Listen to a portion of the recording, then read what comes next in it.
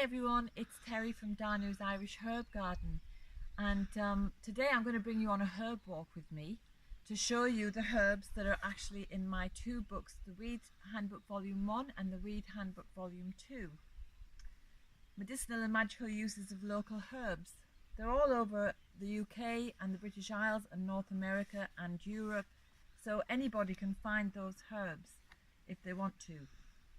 But because it's difficult to identify sometimes, that's why I'm looking at all these plant ID books that I have. They're really invaluable, they're really helpful, but nevertheless nothing is better than seeing a plant in situ and somebody pointing it out to you so that you can really make a correct identification. So I just thought I'd bring you on a herb walk with me and show you the herbs that are in my weed handbooks, and you'll be able to see what they really look like. So just down here, here's dock that you've probably heard of. We use the leaves for nettle stings, and we can also put the young tender leaves into our salads because they taste quite lemony. But the main medicine is in the root, and the root is what we use for sluggish liver, jaundice, anemia, constipation. It's a great root medicine for helping the body and building the blood and supporting the liver.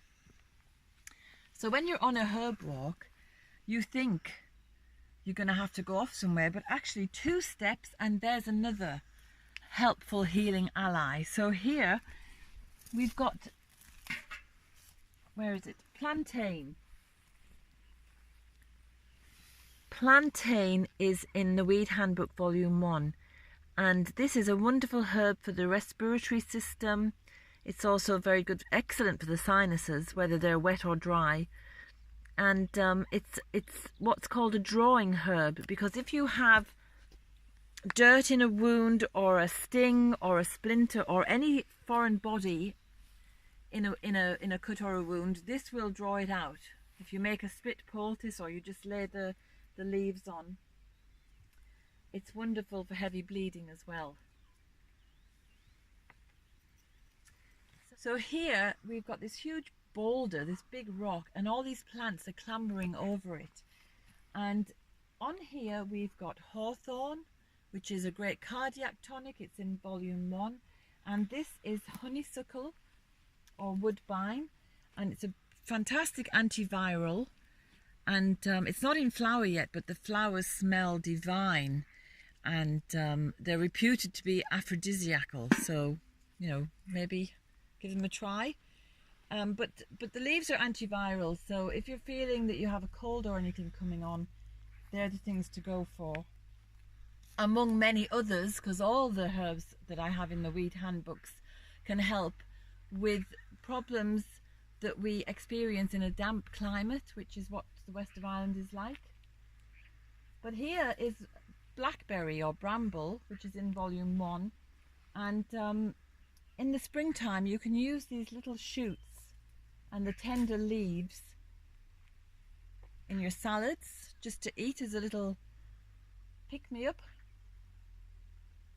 They're in the rose family, like apple. And the taste, first of all, when you first chew into these leaves, you get a taste of apple. Very drying, very astringent. So that tells us it's going to be good for any damp conditions such as diarrhea where there's a lot of moisture.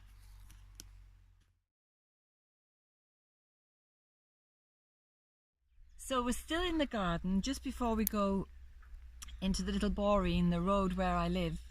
I found some Herb Robert here, which is in Volume 2.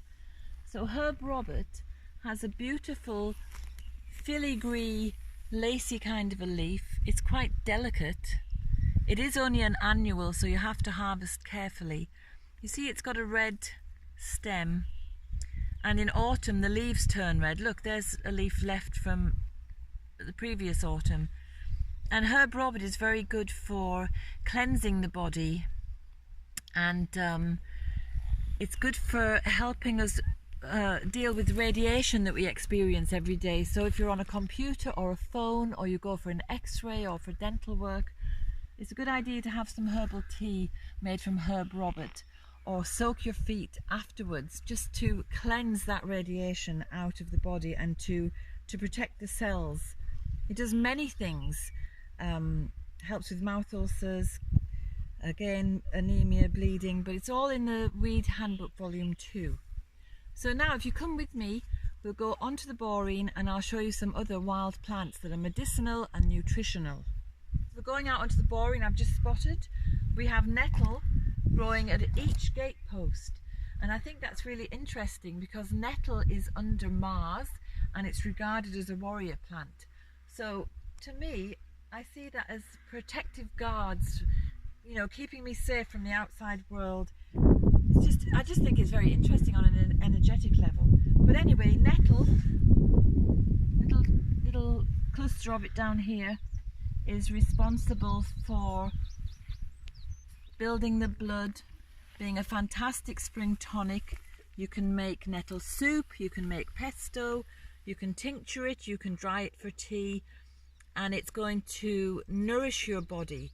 So the way nettle works on bringing you back into health, it's through nourishment. So you would take it really as a preventative to keep yourself in a state of good nourishment and strength. It will also help men. The seeds and the roots can help with the prostate, so it's a really good all-round herb for everybody. Children as well, to help their bones develop, and a really brilliant support for women of all ages. This is the boreen I walk the dog. Boreen is an Irish word for a little road, and I love this green strip running up the centre of it because it's covered in dandelions and daisies, both of which are in the Weed Handbook Volume 1, but it looks like somebody's just strewn silver and gold up and down the road, and they're worth their weight in gold for the medicinal benefits, because daisy is very good for bumps and bruises, and dandelion is a tonic for the kidneys and the liver, and also on an energetic level helps the solar plexus. So I love to see this. It reminds me of those fairy stories about the good girl, the good sister who is rewarded for her good deeds by jewels coming from every footstep she leaves behind her. So we're going to walk a little way up here. We've got more bramble. Further on there's a lot of hawthorn, which is a cardiac tonic, and I'm looking for cleavers. There's some here. I've just spotted them. Cleavers is in volume 2, and this is cleavers. You see, it's such a small little thing. It does grow. It will cover this whole blackberry bush by the end of summer, but it's a small little thing to notice at this time of year, and plus we've had quite a cold start to the year, so I think that's why it's slow in taking off. And this is a brilliant spring tonic because it's a lymph cleanser. So you want this, you can have it again, you can make a pesto, you can just make tea with it, you can tincture it, you can make a succus, all these things to keep cleansing the system throughout the year. But it should particularly be done at this time of year because we've had a sedentary winter and we need to get our lymph moving again. And we do that with the activities that we begin to enjoy now in the spring. But this sticks to you, look.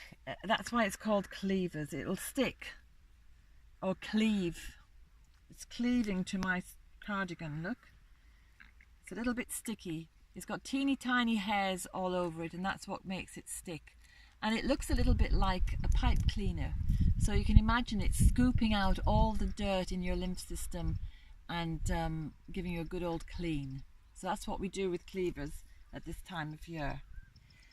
After a while it will get some tiny little white flowers, and by then it's too late really because it gets too tough. So on this boreen there's many hawthorn trees. Here's one. It's not yet in flower or in leaf, but it will be certainly by May, and it's a very good cardiac tonic. So it's great for blood pressure and all of the things to do with the heart, but it's in volume 1. And there are many other weeds in volumes 1 and 2 which I haven't mentioned on this walk. Some of them are not out yet because they're summertime plants, so I'll do another herb walk then. In the meantime, it's Mother's Day, so say hi to your mum and have a wonderful day. Bye. Jazz!